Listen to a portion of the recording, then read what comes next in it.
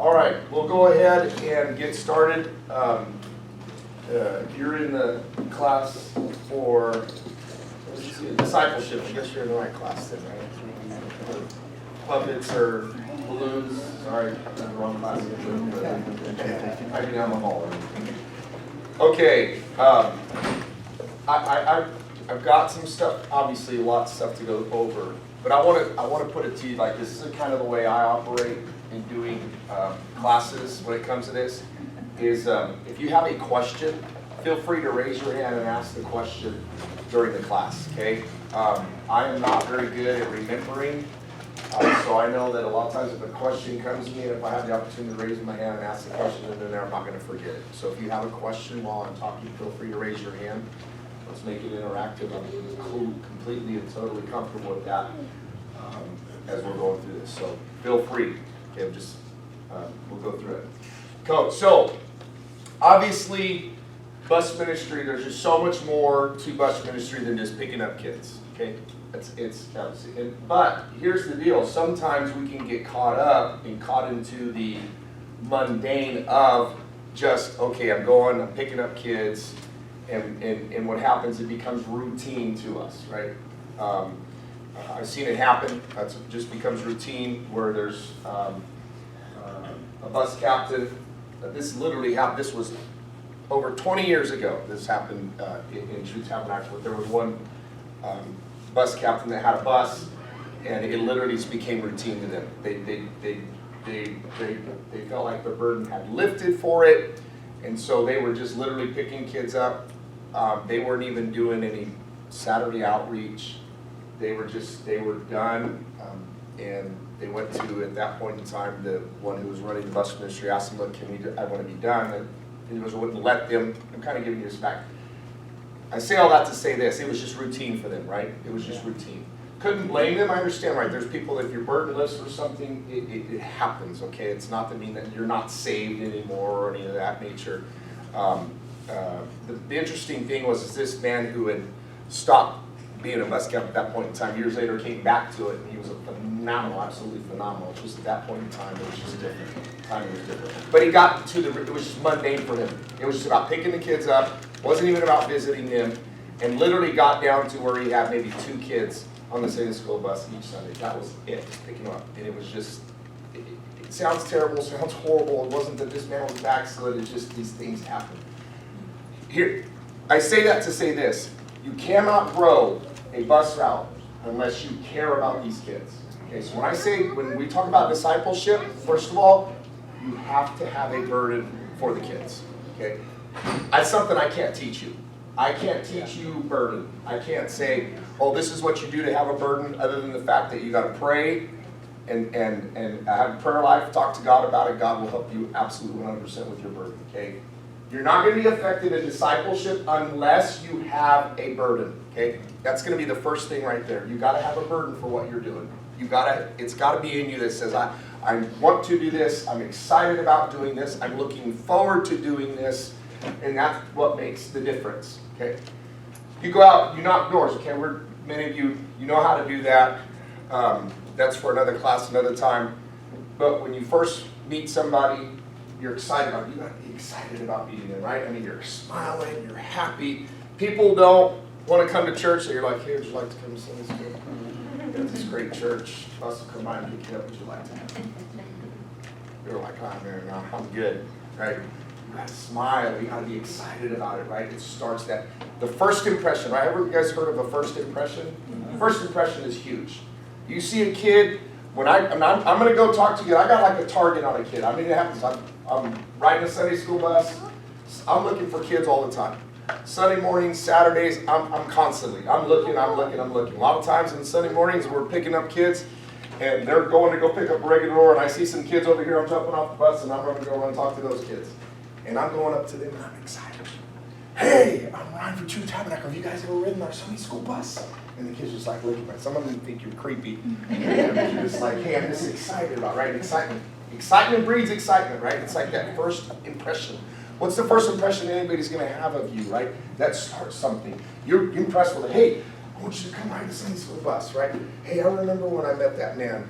Brother Ryan off the Sunday school bus, and he was so excited. He was so enthused when I first met him, and I was just like, wow, I want to go to that church. He was excited. That's how it starts, right? It's that first thing, right? It's the first impression you're going to get in reaching for somebody and going after them. Be excited. Be excited about what you're doing, right? It's important to get them to come to church. When you get to that point, if you can start getting them to come, then the discipleship starts growing from there, okay? You get them to come to Sunday school. If you get them, why don't you just get them on the bus? There's more to it than just getting them on the bus. Now, and this is tough when you're like one person, right? You're trying to reach all the kids. If you have maybe 10 or 15, it's a little easier. If you got 30 or 40 on the bus, it gets harder. But what you do is you just got to start trying to do this. Spend time with each one of those kids. Okay? You've got to spend time with them. They get on the Sunday school bus, or they get on the van. Get focused on one. Pick one of the kids. Or maybe it's a group of kids. Maybe it's 3 or 4 kids come from the same house. Okay? Start talking to them. Get into, hey, what did you guys do this weekend? How was school? Get them to start talking.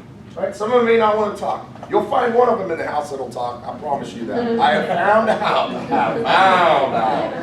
You'll find that one that likes to tell everything that's going on in the house, right? They're telling stuff they're not supposed to be telling, right? Don't tell my mom I told you. Don't tell my sisters I said anything. Don't tell my brother I said anything. But you want to get them talking, okay? Not that you're trying to be nosy. Yeah, you are trying to be nosy. Not that you're trying to hurt them, okay? Maybe that's wrong. You're not trying to hurt them, but you want to get as much information as you can, okay? You've got to get that information. You know why you have to get that information? Because you can't do anything to help reach them unless you know about them. You're not going to be effective until you know something about them. And the other thing is they're not going to give you any information unless you show them that you care, that you're interested, right? Okay, if I tell you, hey man, how was your summer? How are things going in your summer? And you start talking to me, and I'm kind of like, I start gazing out. You get the impression you're just asking me a question. You're not really interested in who I am, right? When you talk to kids, when you talk to young people, hopefully you're not the bus driver. You can't do this, but you got to focus on them. Yeah. You got to look them in the eye, okay? You have to get focused on them. You got to be like, okay, I am focused on this kid. Remember, you think, well, man, that's kind of creepy. No, it's not creepy. These kids, people feel whether you care or not. Yes. They know, they can sense it, especially kids. Especially kids. There's something, they have that sixth sense about people. They pick up about people, right? Those people that are really interested in them, they're willing to talk to you about it, right? Most kids, there's some that they're just introverts, they're not, but even those, if you work with them, you can get stuff out of them. But what you do is you get focused on it. I mean, you just get focused on it. Hey, how's it going? What's going on at home? And you listen, right? Interactive listening, really. Wow, okay? And we should care about it, right? It shouldn't be something we're acting. It really is. It should be something. I am interested in what's happening in that home. I'm interested in what's going on with that kid. I want to know that kid. You know why? Because when I start to know that kid long term, I'm going to get a convert. I'm going to get a convert, I promise you. Discipleship is all about turning a number, because that's what they are when they first come on. There's a number or a name into a convert. Somebody who's going to live for God. Somebody who's going to stick. Somebody who's going to say, I am going to live for God for the rest of my life. Right? But it starts first with us. Okay? You've got to get invested in them. You've got to talk to them. Ask them questions. Talk to them about what's going on. Find out stuff about their family, right? Talk to them about their mom and dad. Hear what's going on. What's happening with your mom, your dad, your grandma, your grandpa. Kids will talk, man, I'm telling you, they will throw everything, they'll throw up on you, right? They'll just give it all to you. But you want that. Here's the thing too, okay? Sometimes some kid may not want to talk about it. It may be that they just don't want to say anything in front of somebody. Right. Okay? Sometimes you get that sense, okay, they want to talk. Okay, so maybe you do, when you get off the bus, when you get to the church, you're like, hey, pull them to the side a little bit, right? You're just talking to them, saying, hey, what's going on, and try to get a little bit more information. What it does, on top of the whole idea behind it, is establishes trust. Yeah. Mm-hmm. Trust is massive when it comes to kids, okay? Trust. They want to trust you. They want somebody to trust. And I don't know, a lot of the neighborhoods that we go into, they're not the greatest. Homes are fractured. Homes are dysfunctional. It's a mess. A lot of these, the parents They don't spend time with the kids. That's why a lot of times we get some of those kids. Yeah, get them out of here. You'll take them. Oh, man, you're going. I don't want to go. Yeah, you are. Get on the bus. How many of you haven't seen that happen? I've seen that happen. I don't know how many times. Get on the bus. Get on the bus. I'm going to stay. No, you get on the bus. And the kid's just upset and I messed up. Well, it's not that the parents don't care about them, but it's the way they act, right? And their kids. So now what you want is you want to be that connection to that kid, that trust. Right? All of a sudden, that kid's like, man, I trust this individual. My bus driver, my bus worker, they care about me. They love me, right? You're talking to them. And then the next Sunday that comes along, you remember everything that's going on. Sometimes you're like me. I got a really bad memory. I got my phone, and I have to write myself a note. Hey, so and so, something's going on with them. I make sure I write myself a note, right? Hey, this is what's happening, and it's to be able to make sure, remind me, I need to talk to them. I need to ask them about that. The next week they come, and they're like, hey, you said your grandma was going to have surgery. What happened? How did it go?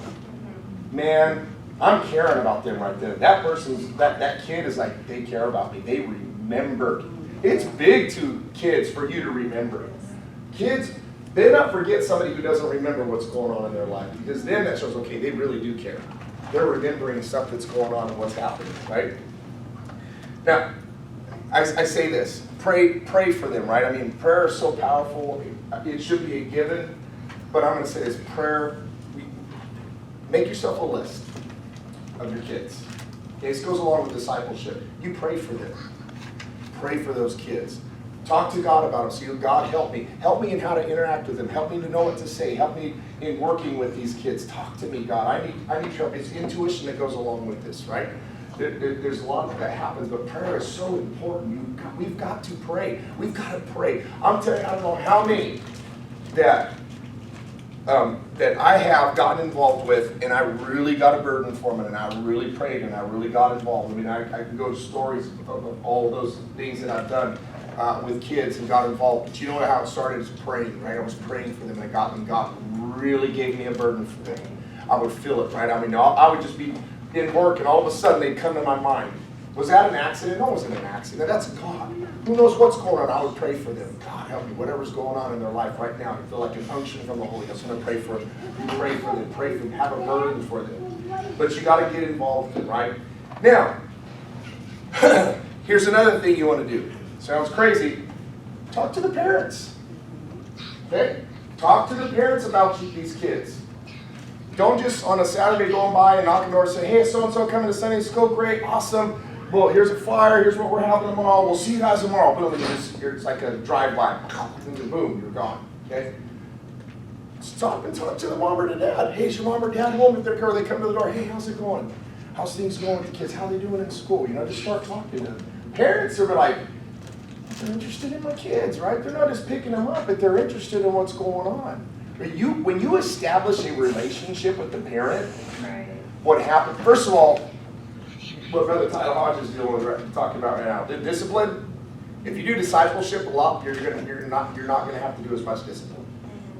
Because kids know that you know their parents, right? I don't know how many times I've had a kid start to act up on the bus, and I'm like, I'll talk to your mom right now.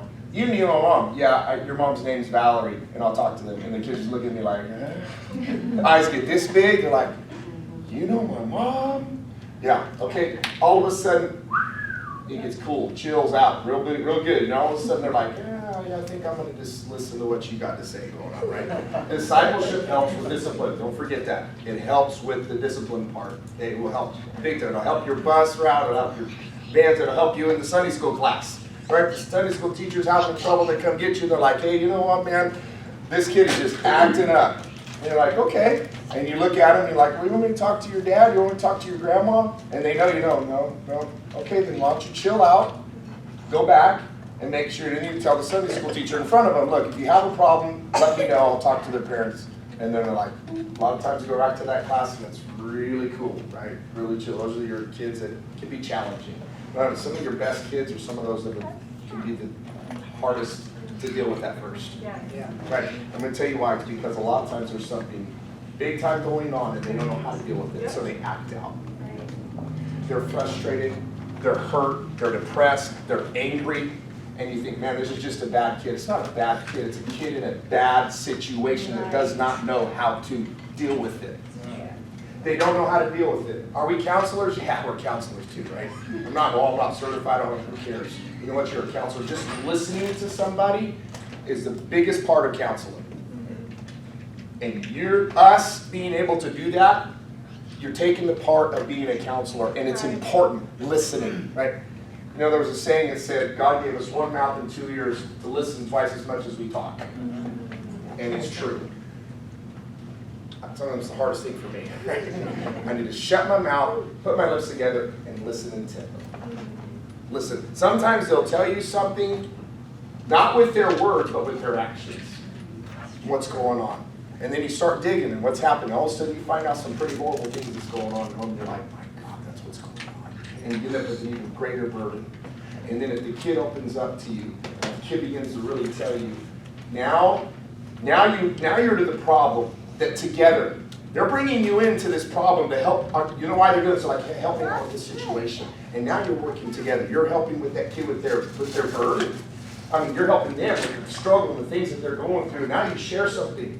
And now they're looking at you as somebody that's with them, not against them.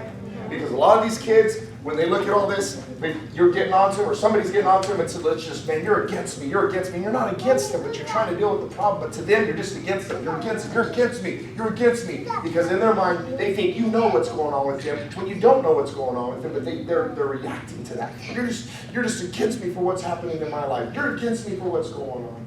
And we're not. Okay? But we have to know what's happening. A lot of times you can find out that information from an adult in the home. Okay? Whoever it is. And sometimes the parents will tell you, you know what? They're really struggling. Kid doesn't want to tell you some of the bad. Sometimes the kid doesn't want to tell you the bad things that's going on in their life because they're embarrassed. But the parents sometimes will tell you, if you really care about, and I'll tell you what's going on with my kid. And then you find out. And then, of course, you're trying to figure out a way to, but then you start to understand what's going on with the kid. You start to understand. You get a whole new idea of like, wow, okay. This is what's happening. Okay? There's been many times, and my reaction sometimes is with my kids, and they're dealing with something, I raise my voice, and I'm like, all right, I'm just going to deal with it, right? I mean, that's the way I was with my kids. You get right back up and raise my voice. That's not the way we should be dealing when it comes to dealing with these kids. And I'm like, because it took me a while to figure that out. I'm like, you know what? So I'm like, I had to really change my way of thinking with some of this stuff. Just respond in a soft voice. A lot of times, a kid just acting up, is going crazy, and you just calmly start talking to them in a real calm voice. It gets their attention because first of all, they kind of start leaning in because they may have a difficult time hearing what you're saying, but they're calming down, and they're like, now you're not responding to them. And you get their attention, and all of a sudden their focus turns on you. Okay, what's going on? What are you saying? What are you talking about? And just peace, right? Try to get that peace that goes on. A lot of times you can completely, totally change the situation. Okay? So, talk to the kids' parents, right? Here's the other thing. Talk to the Sunday school teachers. Okay? The kids, some of those we just think there's those kids that just kind of fly under the radar. Right? You kind of talk to them, they don't say much. They come, they're faithful to come in, but they don't say much, right? They're just kind of floating out there, right? They're your probably what, your, I don't know, 70, 80% of those kids that they kind of just, they're not noteworthy, right? They're faithful, they come, we kind of take them for granted because they're pretty good kids, they don't give us any problems, they're good in their class, and we're dealing with the troubled kids, right? They take a lot of time, we're trying to deal with them, and then we're trying to deal with those kids that are seeking us out because they do have problems, so they are reaching out for somebody to help them with stuff, and sometimes we miss those 70 to 80% right there in the middle, okay? Yeah. We just miss them, right? But man, those are some of the best kids, some of the greatest kids, right? Along with those troublemakers. It's amazing. So, go to the class, talk to the teacher. Hey, how do they act in class? What goes on in class, right? Sometimes it can be completely different in a class setting versus what's going on the ride to Sunday school and back home. And you find stuff out that way, right? You find out some things. And maybe it's a personality thing. One kid may not click with me as a bus worker, but they really click with their Sunday school teacher. I mean, they love the Sunday school teacher. Man, they're talking to their Sunday school, and they'll tell their Sunday school teacher everything. because it's just different personalities. And you can find out stuff that's going on from them. I always encourage that. My biggest thing is I encourage is like bus workers, you've got to talk to the Sunday school teachers. Sunday school teachers talk to your bus workers. I tell Sunday school teachers, you'll probably hear me say this 5 or 6, 10, 20 more times than this. Sunday school teachers need to be riding the Sunday school bus as well. Okay, you become a more effective Sunday school teacher when you get out and see where these kids are coming from. You knock on a door, and that door opens up, and that you look at we don't see everything, but you can get a pretty quick feeling of what's going on in a home as soon as that door opens up. I mean, you may think, wow, this kid, everything, look, they're pretty good, everything, and all of a sudden that door opens up, and man, you got a drunk uncle that's sleeping on the front couch right there. And you're like, okay, wait a minute. Something else going on here. And you got that kid that just drives you absolutely crazy. And you go home and the mom and the dad are fighting and they're struggling and it's chaos in the home. They're screaming and they're yelling and it's just chaos. And you're like, I don't know, I understand why this kid acts the way they act. Right? Sunday school teachers a lot of times have no concept until they can get on that Sunday school bus, ride with that kid home, walk with that kid to that door, let them in. And I told Sunday school teachers, I'm like, you know what? Some of your worst kids, you know what you need to do? You need to go home with them. Knock on the door, and even though it's like, they're not your greatest kid. They're like, your worst kid. And like, if I can just get this kid out of my Sunday school class, I have some of the greatest Sunday school lessons. I know some of the greatest. But just go there, and if you knock on the door and you talk to the parent, you're like, you know what? Thank you so much for letting Johnny come to Sunday school with us. And Johnny, I'm so glad you come. I mean, kind of a big deal. Like, I've seen kids just look, and they're like, whoa, I'm important. Somebody really does think I'm important. Right? And all of a sudden, the next Sunday, they're totally changed. Totally changed. Okay? Sunday school teachers should absolutely, I don't say they have to do it every single Sunday, but they really need to see where their kids are coming from. The ones that are in their class, find out on the bus. I'm going to go home this Sunday. I want to find out where Maggie, and that's what Sister Michelle did. Maggie Nathaniel, she was like, you know what? Nathaniel was in her class, and she's like, I want to get to know about this kid, you know what I mean? And she did. She showed that interest in them. And I'm going to tell you something. Those kids got the Holy Ghost. How powerful. I mean, that's called the greatest thing that could ever happen. Right there. I mean, because she got involved. She got the Sunday school teacher. She was like, I'm going to disciple these kids. She would take them stuff on off nights. She'd take them food to the family. Hey, I'm going to bring you guys food tonight. Right? I mean, you think of people are like, wow, man, DoorDash before it was DoorDash, right? They bring it in, just bringing food, getting involved with them, right? That's how it starts discipling. All of a sudden, Maggie and Nathaniel, man, they love Sister Michelle. They're like, man, this teacher, she cares about me. She loves me. I want to go to church with you. And they were coming on off nights, Wednesday nights, coming Sunday nights. Not just coming to Sunday school. They were coming. That's how they got the Holy Ghost. But she cared about them. She loved them. She would get to work with them. Right? That's discipling. That's getting involved with these people, man. That's getting in the nitty-gritty, man. That's getting our hands dirty. That's just starting to work with them. My wife and I, there were my son, Trevor, and his bus driver. There was 3 girls. Man, I can't remember how long ago this is. It's been probably when we first started work with them. 7, I don't know, around 7 years ago, okay, give or take. And he started picking up and Larissa, Aniele, and Annalena, 3 girls, right? And he started picking up. He's like, Dad, he goes, I really have a burden for these girls. He said, they're really good girls. I just feel something for them, right? And so he started. So of course, my son, at that time, he was like 19 years old. He was younger than that. He was like 17, 18, something like that. So. Of course, these are 3 young girls. He's 18 years old. It's not just a really good combination. So we really need to get involved in this as well. So my wife and I started getting involved in it. And he's like, man, I really want the girls to come to church on Sunday night. So my wife started talking to the mom, met the mom, Valerie. She's like, we'd like the girls to come. Trevor's involved. She's like, yeah, sure, you can go pick up my girls. So we started working. Started to get to know them. Talking to the girls. We got to just started getting involved. When she started getting involved in this, you open up something and you're like, ooh boy, what did I just open up? Okay? We opened up the door Come to find out, they didn't have any water in the house. Water had been shut off.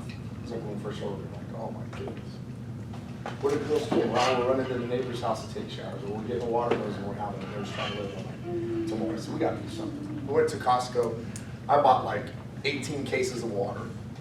Just took it back to them, and then just gave it to them. You know, in the meantime, Trevor's trying to figure out, you know, what can we do to help them get the water turned back on. Now, listen, I'm not telling you have to do this, okay? I'm just kind of explaining to you a story, okay? My personal experience. And pardon me for the personal experience. This is the only way I know to do or to show you. And so we took it, gave it to him. In the meantime, he's like, Dad, Trevor's like, Dad, you just can't keep living like this. And so I'm like, well, so this is being recorded. Be really careful. One of the girls, and I won't say this, they're wonderful girls. I love all three of these girls. One of the girls,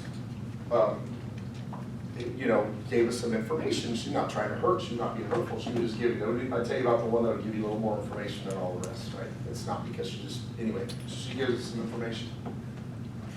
And we find out how much it is going to take to put that water bill back on. My son, 18 years old, you know, he's just trying to, he didn't have like he had a job, but he wasn't making a lot of money. Okay? He was making ends meet, he's living at home doing. And he's like, my wife starts talking to him, right? He's one of those kids that's just not real open about everything. He kind of just does whatever he makes up his mind to do, he's going to do. God's blessed him, thank God for it.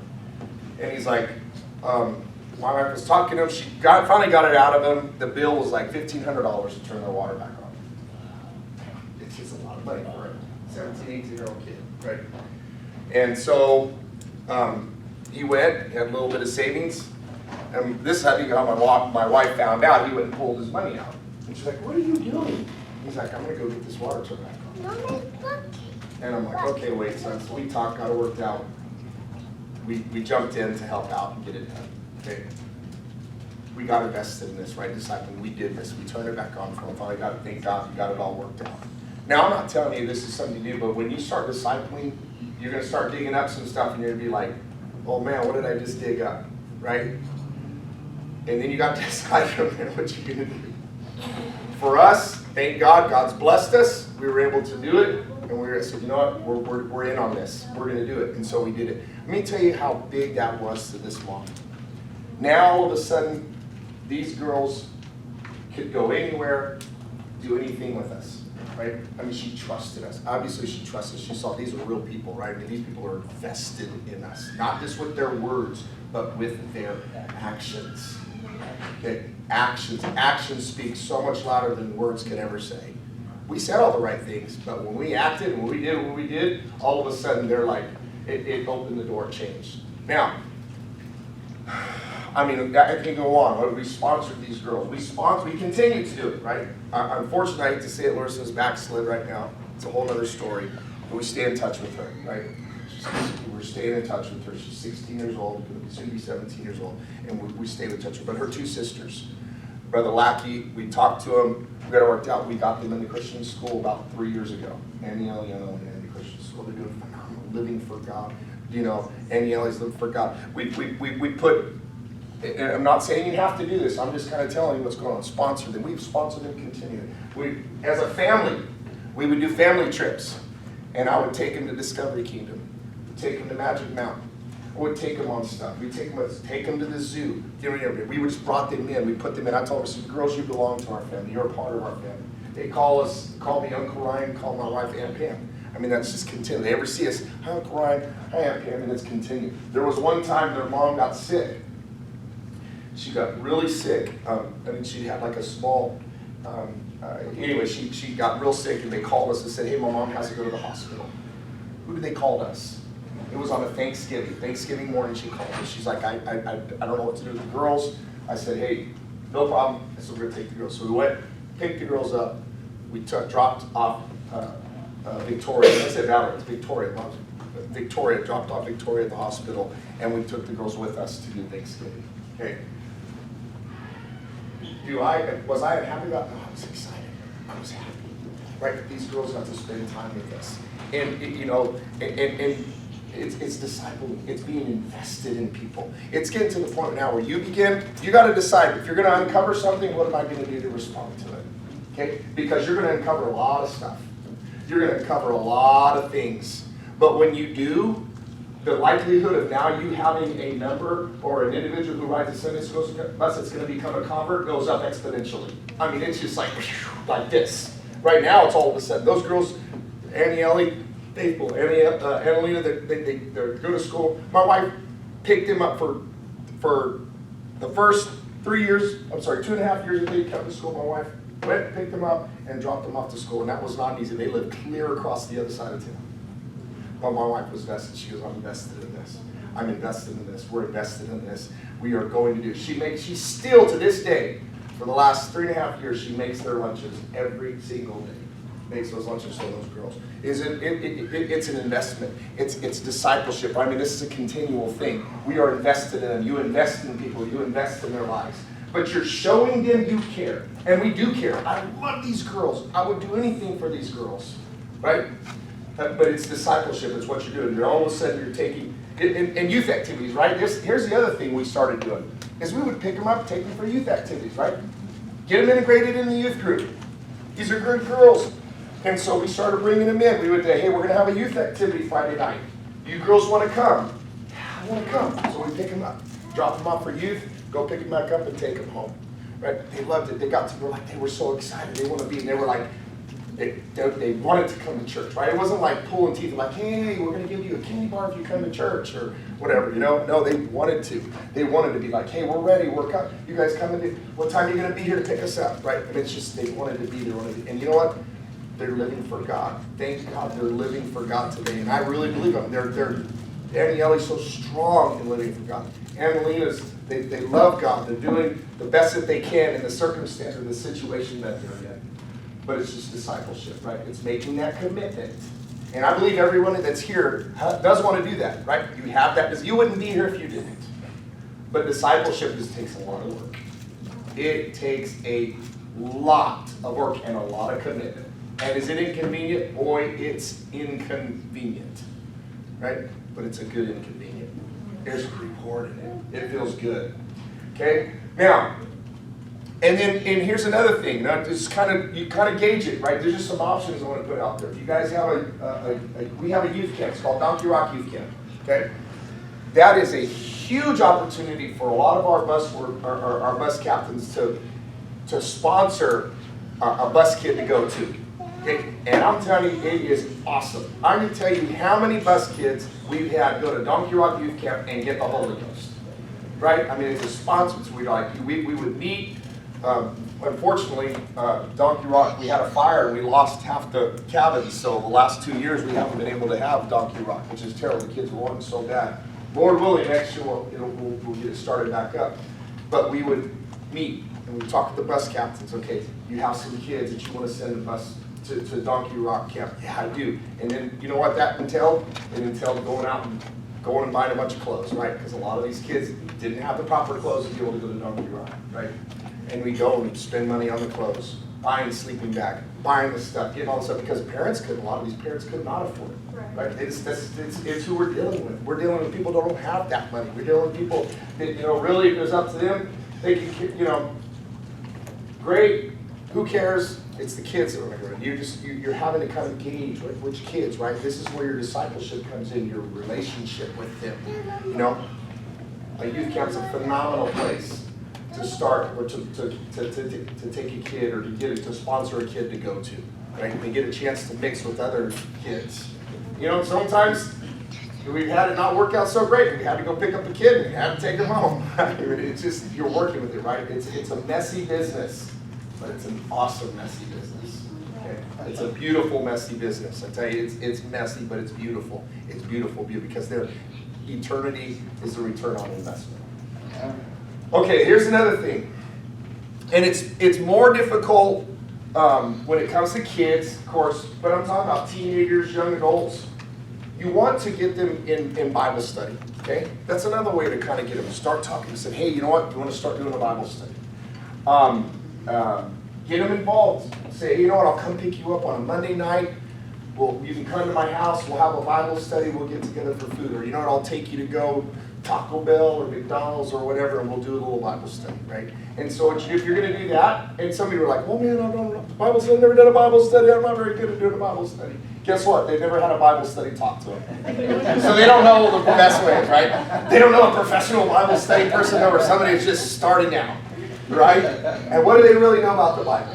Okay? Probably never owned a Bible. Okay? So don't get freaked out. If you've never taught a Bible study, it's the perfect opportunity to learn how to do a Bible study. Get the young person that's off of the bus route. And I'm telling you something. The more you do them, the more excited you're going to be. I love Bible studies. I love Bible studies. Right now, I'm doing a Bible study Monday night, Tuesday night, Friday night.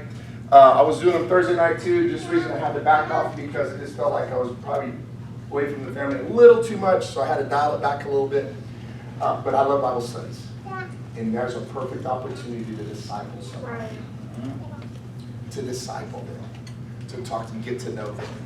A Bible study will turn into a conversation about something. When you start getting to know somebody, Bible studies are important, you guys. I want to encourage everyone. How many in here, and I don't want to put anybody on the spot, okay? How many here is currently teaching a Bible study? Awesome. Now, look, it's not like you're not doing, but here's the perfect opportunity. You guys all should want to get one, okay? Get a Bible study going. You'll be surprised how exciting Bible studies are. How rewarding that it is. You start a Bible study and it's like, oh man, I'm sweating, I don't even know what to do. You're like, oh man, all right.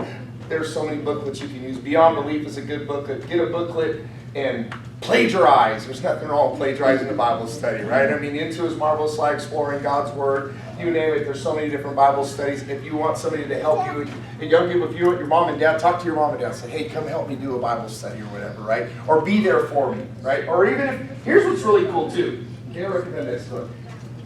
Get 2 or 3 young men together to do a Bible study. Let's say that maybe you 3, I don't know, 3 guys are working on the same bus, and you're like, hey, I want to do a Bible study. Pick a kid on the bus that you seem to be receptive. You get to know them, disciple them. Like, hey, you want to do a Bible study together?